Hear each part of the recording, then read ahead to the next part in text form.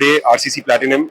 This year being the 20th year, we are installing 101 RO plants, and we complete installation of 11 RO plants of this year. And we feel that basic need like water, which itself is missing in various schools and hospitals.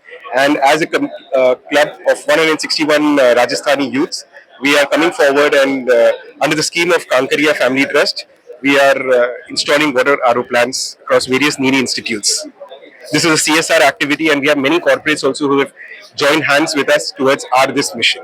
We have other community clubs, who are donating food, who is donating clothes, but we are the only institution who are donating clean, safe drinking water.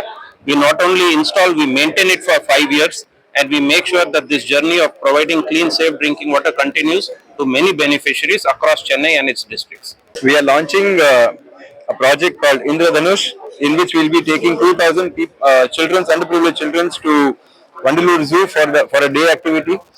Everything will be sponsored from our side, from pin to pin, from pickup to drop, and it will be a mega event for the 20th year of RCC Platinum Trust.